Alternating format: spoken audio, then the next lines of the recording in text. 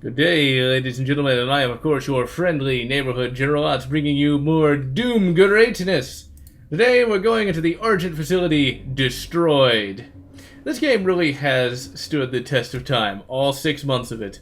You know, really, with a lot of these modern games, I'll play them once and then never play them again. And that's not because I'm somebody who just goes from game to game to game. It's just a lot of these games don't really interest me after the first playthrough.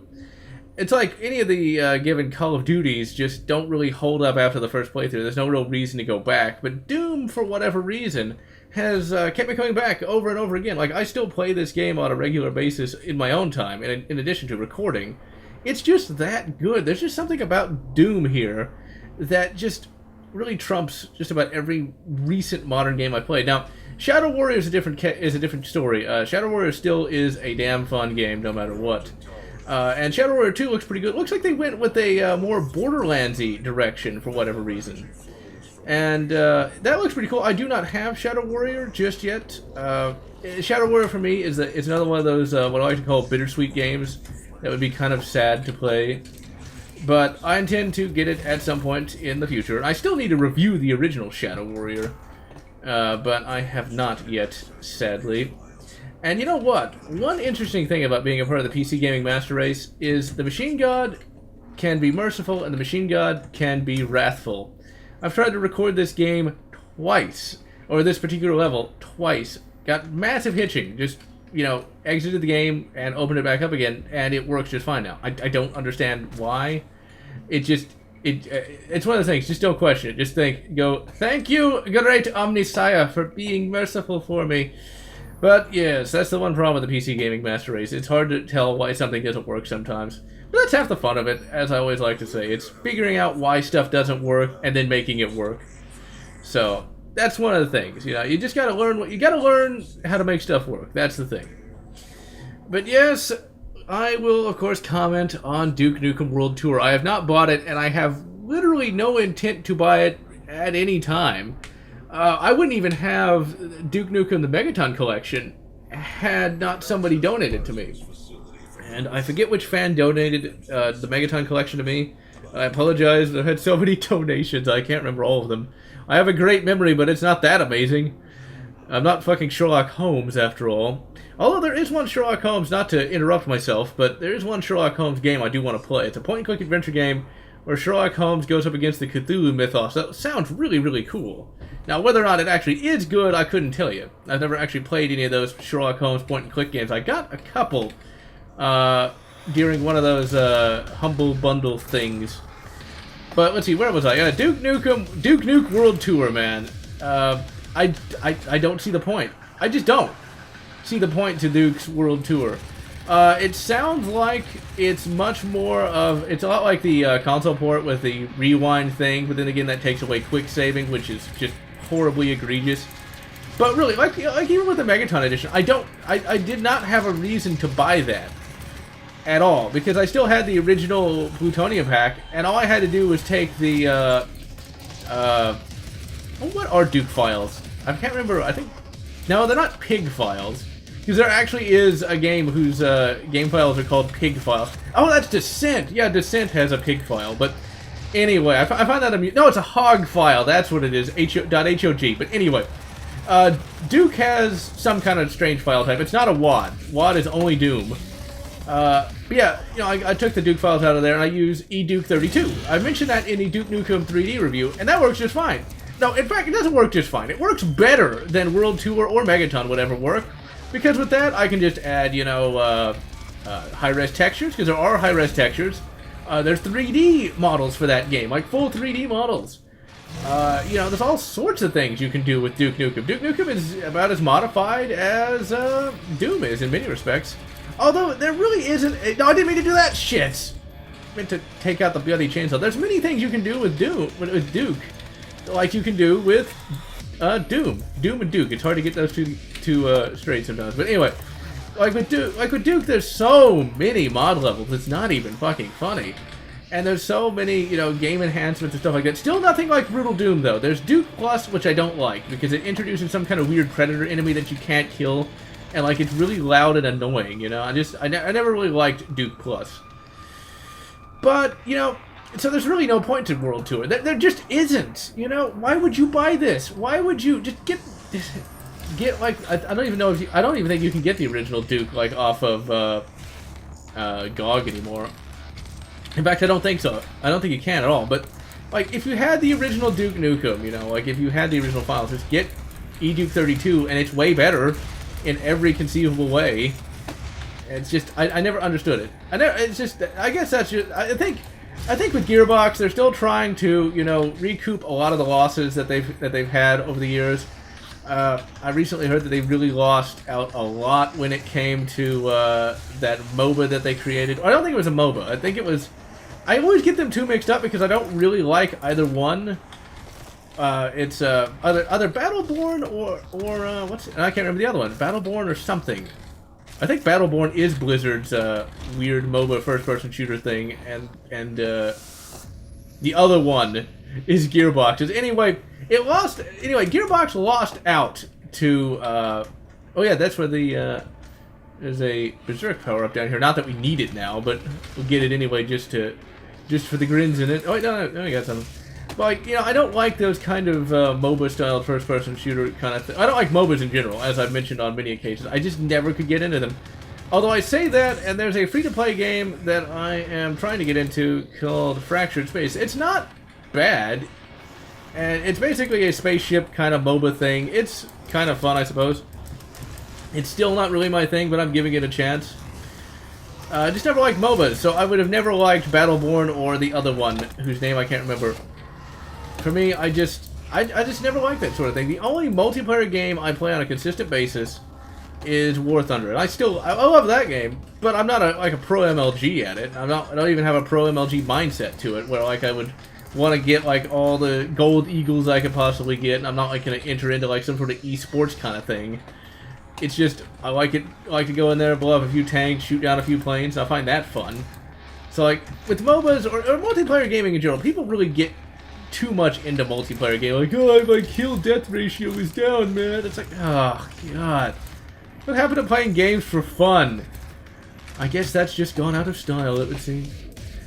But I like multiplayer gaming enough, but it's just not enough for me to, like, get crazy about it. And I've known people who get crazy about it.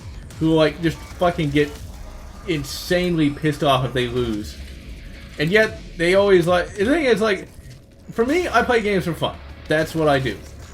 And like, there's like a video I watched where somebody complaining like, hey, you shouldn't play games. No, he wasn't saying you shouldn't play games for fun, but he was definitely a much more of a multiplayer kind of gamer than I was, saying like, playing games for fun isn't a good excuse for playing bad. And you know what? There is a difference between playing bad and just being like a griefer. Although you know what's funny? There's a new I don't know how new it is, but I never heard of it before.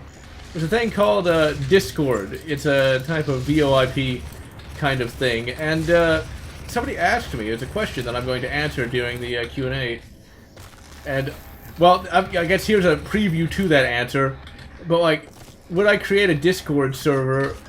And I was like, and I thought to myself, like, why would I want to do that? Why would I want to create a server just for, like, griefing people? Then I learned of Discord, the program. It's like, oh, that's what he meant! It's like, well, how am I supposed to know? Okay, I don't really do much VoIP anymore. And even then, I would just use Skype. Although, for whatever reason, I can't get that to work. There's a thing down here, somewhere. Let's jump over here and see if we can see it. I saw something over here. Like some goodies. Well, I don't see anything now. Ah, well. We don't need it. We'll just kill them with the bloody blaster. But yeah, it's like, Discord server. Why would I want to create such a thing? Oh, it's that. Discord looks to me like it's sort of like a more advanced form of raid call, which I used years and years ago, but stopped using it. I remember talking to somebody in it. I can't remember who it was. It's one of those things, like, you end up talking to so many people, you can't remember who all of them are. Well, I talked to a really cool guy from Egypt. That's one thing I love about being a YouTuber, in addition to making the videos themselves, is you meet so many interesting people. At least I do. I can't, since I'm not, like, I'm definitely, oh shit. There's the fucking chainsaw, and I died. Well, I don't get a cool death animation, they're just sort of standing there. But you meet so many cool and interesting people. At least I do. You know, I don't meet a bunch of, you know, annoying assholes. But if you're the Egyptian fan who talked to me in the raid call, just be sure to add me on Steam, because I can't remember your name, sir, but you were awesome. So whoever that guy was, he was cool. But one thing that I have recognized as I've talked to people, like, literally around the world in just about every bloody country, sans Antarctica, it's like, we are a lot more similar than our various governments would lead us to believe. That's the one thing that I hate about governments in general, is that they always like to divide people versus unite them. Because we all are human beings. You know, we might have slightly different cultures or different belief systems, but we still all kind of want the same thing in many respects. And there's a lot of stuff that really does unite us. Well, GeneralLotz for president. I'm GeneralLotz, and I approve this message. But anyway, where was I? But yeah, it's really quite cool to talk to a wide variety of people from a variety of different countries. It's really cool. Just to see, and I'm dead, because I fucking fell off the fucking cliff. Fell off the cliff and died, as I like to say. But it's just cool to meet people from everywhere. And it's a very unique experience, for me at least. Because, like, prior to the internet, well, Houston's different, though. Houston is a very, shall we say, diverse city. Like, there's people from literally every country here, almost. So you can meet just about anybody here. But for me, you wouldn't imagine me being Mr. Sociable, even though, surprisingly enough, I'm actually more sociable than I thought I was. But still, though, it's cool. Very, very cool indeed. We're all united by our love of vidjagams and movies and things of that nature. And I don't know where I'm fucking going, because I'm turned around trying to be Mr. Cultural Ambassador. Because it's better being Godzilla, who's apparently a cultural ambassador. But then again, it is amusing to see just how Godzilla, the engine of destruction, actually can reach across cultures, because we all like to see Godzilla smash up model cities. And what's funny about Godzilla, and I don't know how Shin Godzilla is going to turn out, although as of this recording I've not seen it, but by the time it goes up I will have. I'm hoping Godzilla is, at least has a few practical effects. I know that most of it's going to be CG, but practical effects to me, and it's a very hipster thing to say, practical effects are better than CG. Because in some respects, CG does look really, really good. And I think the best movie that exemplifies this is, okay, so something must be attacking me. I think the movie that best exemplifies CG is really Pacific Rim. Most of that's CG, and it looks really good. The Jaegers look awesome. The giant monsters look awesome, but I know Guillermo del Toro wanted to make the monsters look a lot like guys in rubber suits, and I think that makes them look better for it. And like, if you're a fan of kaiju movies, like I am, you'll recognize that the flying monster, or Tachi, I believe its name was, actually looks a lot like Gauss from Gamera. Although I forget which Gamera movie it is. I'm not even a real big Gamera fan, but I was able to recognize that. Gamera is sort of like the crappy version of Godzilla in many respects. Although I'm pretty sure I'll piss off all the Gamera fans. Like, how dare you? But let's face it, he is kind of the crappier version of Godzilla. But in many respects, to me, Gamera is best watched with the MST3K commentary. Those are some of the funniest commentaries of all time. I'm trying to remember which one's the best one, though. Oh yeah, here's the modern-day Pinky. It looks a little more demonic, but it still looks extremely goofy. And honestly, I wouldn't have it any other way. Because, like, this is like the classical Pinky in many respects. The original Pinky in the original Doom did look kind of silly, you know? And I actually pointed that out in the Doom review, like showing the different like 40k demons, you know, compared to that. It's like, that is not a demon. That's just silly looking, you know, and it really is. But Doom was definitely a 90s FPS. I like the 90s because it was a lot more goofy, a lot more. The 90s was a much more optimistic decade, you know. And you know, after, I hate to bring this up just because it is rather depressing. After 9/11, I think the world in general kind of lost a lot of its optimism for the future. And now, you know, you can really see that in science fiction now, too. In a lot of modern-day science fiction, they all kind of have the same tropes, where the future is not very good. You know, the future is like cyberpunk, but way worse. It's like, there's never enough food, you know, everybody's got to live in like some sort of massive urban arcology that isn't any good. We need to try to get some of that, you know, some of that optimism back. Because the world really isn't that bad. It's like, especially if you study history like I have, you know, the world is actually, surprisingly enough, doing better than it normally is, you know? A lot of countries are doing a lot better than they ever have, you know? Even the U.S., while it's not doing as good as it could, it's still not doing bad. You know, it's just, let's face it, if the news shows up, everything was fine today, be happy, that wouldn't get as many viewers as, oh, the world's gonna end, everybody's gonna die, ah! That's just the thing, though. The world isn't gonna end, and not everybody's gonna die. You know, but that doesn't sell. That doesn't sell. You know, but that's been the case. That's nothing new, though. That's one of the things you guys got to keep in mind. Try to say that 5 times fast. Is that bad news sells, and that's been the case since like the 1800s, actually. Oh, probably even before that. With the concept of yellow journalism, where you know, like you just have headlines that. Clickbait, essentially. You know, like the 1800s version of clickbait. That's effectively what it was. Like, they would over-exaggerate everything that was going on. And it sold a ton of newspapers, that's for sure. But you ever read, like, the Facebook news posts? My God, they're so over-dramatic. That's the big thing, you know? They're really, really overly dramatic to the point where it's just ridiculous. You know? It's like, you read anything, and, like, they're not even trying for impartiality. They just... Like, Donald Trump could shave. It's like Donald Trump cuts hair. Ah! It's like anything they can say bad about Donald Trump. And I don't even like Donald Trump. And you just... It's like, okay, maybe if they actually had some pretensions to subtlety, they might get across that Donald Trump isn't very good. But after a while, they're just saying, like, he is terrible. He likes sugar, and sugar is bad. Although there is apparently a movement to have sugar be turned into a controlled substance. Like, what the fuck? You can't even have sugar anymore? Man, that sugar's like of the devil, man. I don't know, ladies and gentlemen. I don't know what we're gonna do. It's just so stupid. Like, people, stop being stupid. We have it very good, and I don't want that good to end. If you study any other time period, this literally is the best time period. I don't want to have to, like, worry about fucking cholera or starvation. That's one thing you guys... Well, I imagine most of you probably haven't had to worry about starvation. If you have a computer, you probably don't have to worry about starvation, you know? But, like, that was a thing. You know, people used to starve. People used to go hungry. These days, that's a very rare concept. You know? And even people who don't have access to a large amount of food have access to more food than they ever had in the past. So keep that in mind. And we don't want that to end. I don't think anybody with a brain doesn't want that to end, I would imagine. But that's just the way it goes. You know, I think, really, one thing that I'm trying to, like, figure out, just for my own sanity, why people act the way they do, or people say the crappy stuff they like to say.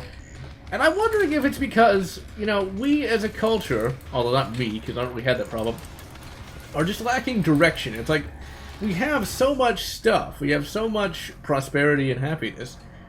Maybe we don't know what we can do with all that. Like, we just are kind of overwhelmed with just what can be done. And it's not like all the science and everything has been fully discovered or anything. There's still so much left to do as a culture. So I just think everybody's kind of like adrift, you know. They don't really, like, the millennials, it's easy to say the millennials are bad. They just don't know what to do, you know. Like, all the big things have been done in some respects, even though they really haven't. So it's like, well, we need to do this, even though it makes literally no sense, you know? That's the thing. You don't want to blame a lot of these people for some of the dumb stuff they do. Oh, shit. Especially getting blown up by, fucking... That's not a cyber demon. That's just a regular Hell Knight. He isn't anywhere near that well awesome. Okay, let's try to kill him and not die. Oh, god damn it. Fucking Pinky. You know, you could have survived that Doom guy. But you don't really want to get too pissed off at some of these people for the stupid stuff they say, because I think... Some of them know what they're talking about, so you can't get pissed off at them, but a lot of the others, they just don't know. And that's one thing I've recognized whenever I've talked to a lot of people who don't really know the stuff about guns that I do. They're very surprised when you actually kind of explain why you're pro-gun, why you believe in the stuff that you believe in, because they never thought of it before, you know? So instead of just getting pissed off at somebody, just recognize that they may not know what you know, and that once you educate them as to what's going on, they're like, oh, well, I was a complete idiot for believing that, you know, it's like, that can happen. I think it's just, people are just so mad at everybody now, you know? You ever look on any of the bloody forums, people always are getting into arguments over the stupidest of things. It's really quite sad. I mean, like, that's always going to happen. People are always going to get in arguments, but it's like... Oh, damn it. It's like people just having an argument over who would win, Batman or Superman. It gets to where they just start bickering, and it's so... At first, it was funny to me. It's like, oh, come on, it's just Batman beating the shit out of Superman. But it's like... Then they just have personal attacks. It's like, come on, it's just supposed to be fun. What is your problem, people? But once again, I think people are just, like, really adrift as to what they're supposed to do. See, there is the little servo drone. We will go pick him up in a little bit. Go pick him up, man. I don't know. Maybe I'm wrong. Maybe I'm just completely insane. Well, there's no maybe about that. That's for sure. Okay, so we should have a little more health this time. We have absolutely no armor. Okay, so we're just gonna charge out this way. We've done a lot more in this, but then again, I've been waxing way more philosophical than I normally do. But these are questions that I always think of, like, why do people do what they do? You know, it's very easy to say, well, psychologically they do this. Well, that doesn't necessarily describe everything. At least in my opinion, it doesn't. There's always so much more going on that we give the world and universe credit for. We often like to think that we know more than we do, and that's not necessarily a good thing. Okay, this guy... That's the one problem with these pinkies, they follow what I like to call the Bane principle that started out in, shit, my brain has stopped working while I'm trying to kill these guys. The Bane principle is essentially where, you know, it started out in Arkham Asylum, that's what it was.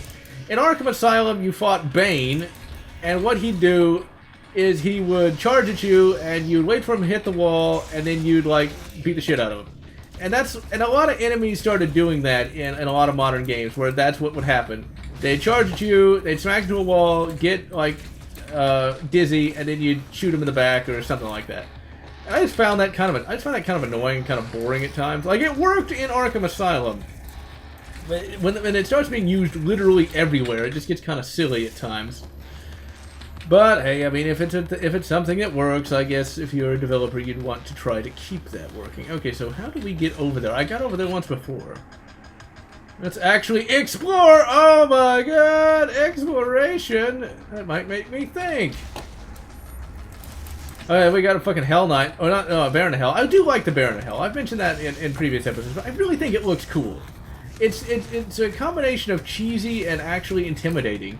He's like, it's so big in comparison to the other enemies that it actually looks like what a Baron of Hell should look like. Something massive and imposing. Something that would actually cause fear in the hearts of the various demons. Okay, now there is a way to get up here, and we will find that in just a moment. Blow it all up. Information overload, man. Mad Stan. A classic character to be certain. Okay. Let's grab the health, because we're gonna spend some time to try to find this. Real quick. Alright, so let's see. There is a way to get up there. I got up there before. I know I did. Alright, so maybe it's not from this side. Like, if we jump on there, maybe that'll take us over. Oh, don't fall in the fucking... well, at least we hit the checkpoint. That's the one thing I don't like about not having quick saves. Because, like, if you want to do something out of the ordinary and die while doing it, you don't have to restart the whole goddamn level over again, which is really annoying. I don't like checkpoints. I never have liked checkpoints. I've always liked the quick save. Okay, well, we're already over here, so that's not too bad. Okay, jump! Alright, that was absolutely worthless. But we can get back over here. Maybe it's up here? I'm trying to remember. Because it has been a little... Oh, wait, maybe it's over here. We can jump up here. Actual trying to figure things out. Whatever next? Maybe like we jump over there on that. I can always overcomplicate these things at times. Okay, so we can't jump up there. Can't jump on that because it's like a partial invisible wall that we're sliding off of. Because you gotta love those. Okay, let's see. I don't think we can jump up here. No, we can't. How the hell do we get up there? I'm not gonna give up. I ain't giving up yet. Because I did it before. I swear I did. Or maybe there's like something that... Oh, here it is. There we go. I forgot we had to use one of the switches. Use a switch! Oh, damn it. We're not going to get there in time. Or maybe we can jump on there from there. Okay, there we go. Well, that was easy. Da-da-da. If that's one thing that Duke Nukem Forever gave us, it was that little stinger. I love that. Actually found myself using it in real life. Okay, what should we get? Mobile turret, siege mode, remote detonation. Most of these things we don't even need. Let's just use siege mode. Why not? Don't cancel. Purchase. And it's back! That's just one little... I like that. I like that. I don't like harming that poor robot, but I still think that's somewhat amusing. Okay, that is the sniper mode. And this is the siege mode. That's really cool. Alright, we'll actually use that, because I think there's actually going to be a lot of enemies over here when we get over there. So, we shall see, ladies and gentlemen. But I think it would be an interesting thing to see if they actually were able to make a legitimate Aliens game in the same guise as this game, you know? Like, with legitimately fun gameplay. That's the thing. Well, Aliens has already been fixed with a mod. I think I mentioned that before, but like there is a mod that fixes the AI, but it still would be nice if we'd have... It's like, okay, when it comes to bad stories, I just have to ask myself, somebody had to spend a lot of time and effort on that story to make it as bad as it was. My thought is this. If you're a game developer and you don't want to put too much time and effort into a game, all you gotta do is just rip something off. You know, that's literally all you have to do. And usually that rip-off, you're like, oh, it's a rip-off of this. But you know what? That rip-off was actually good. You know, or, you know, like with Aliens, you know, all they had to have done, all they needed to do was just literally adapt the story of Aliens Book 1, which was literally the name of the comic, but it would later be renamed Aliens Earthhive after the release of Alien 3. But ultimately, Aliens Earthhive had so many good moments that it could have been a bloody first-person...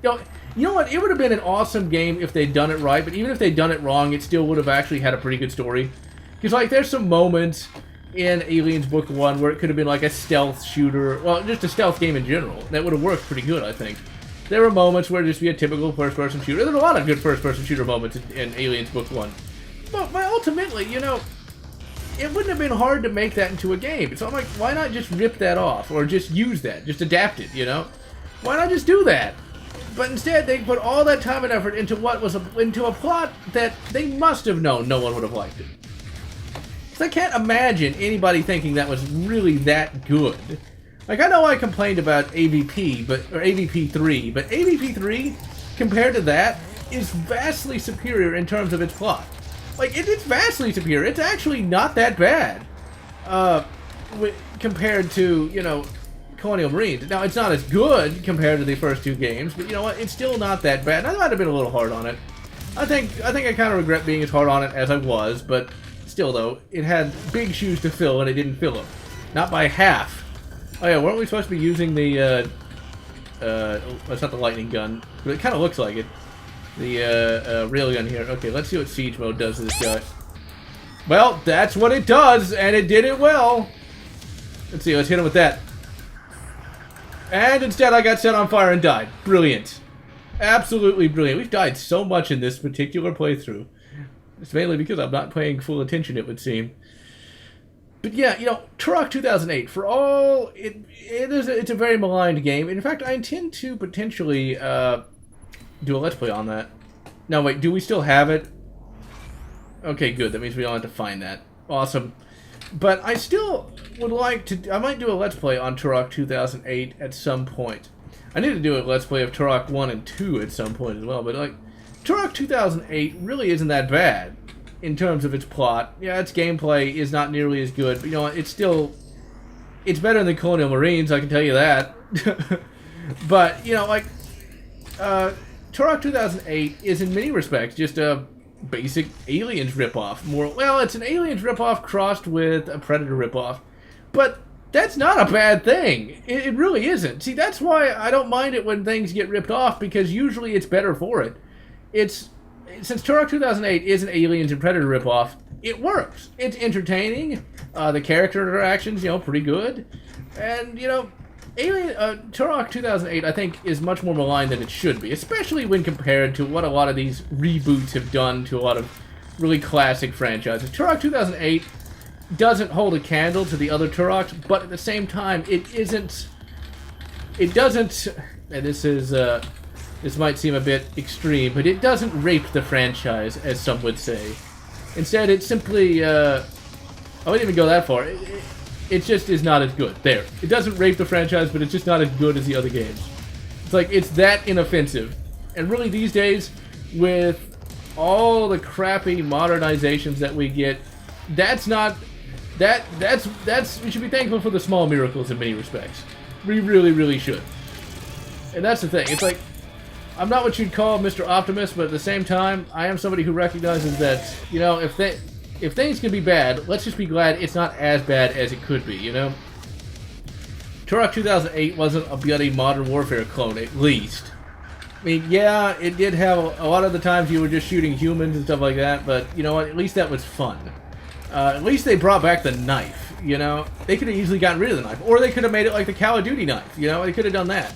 There's so many ways they could have made Turok 2008 way worse than it was, you know? And I know there's still people who complain about this game, but imagine if this was some sort of a Modern Warfare clone. Imagine if this was a Cowa clone. How much worse that would be. You know, to me, this is absolute gaming perfection right here. I absolutely love this game in every way. But, you know, if you didn't like it, just be glad it wasn't any worse than it was. You know, just be happy about that. Because this could have easily turned out to be, you know, some microtransaction-filled Call of Duty clone, and it wasn't, you know. And Turok 2008 could have been just a straight COD clone, and it wasn't. Because, like, those dinosaurs were pretty bloody cool. And the story was just really, really good in many respects. I mean, there was... I really liked Ron Perlman in Turok 2008. He did a great job. I really liked that. He's like, Ron Perlman's one of my favorite actors anyway. Now, if only Pete Postlethwaite, I can never pronounce his name right. The monorail! Like, this is now a Doom thing, you know? Like, they always gotta put the monorail in fucking Doom. They got in Doom 3, Doom 3 Resurrection of Evil, and in this game. And, like, they could have put it in Doom 2, because apparently they, well, there's no apparently about it. Amada was actually able to put in Doom 2, well, not, they put it in Doom 2, but Amada was able to create a level with a moving train, and that was the very first Doom Let's Play I ever did, was of that level, and I fell off the train all the goddamn time. Where I would constantly utter, fell off the train and died, fell off the train and died. Actually became a minor meme with the fans, and likely still is. But, yeah, I don't get why the monorail is such a big deal. So, in any event, this was yet another awesome level of an absolutely awesome game. And I hope you guys enjoyed it. And I am GeneralLotz wishing you good nightmare creatures, good nightmare creatures too, or whatever makes you happy.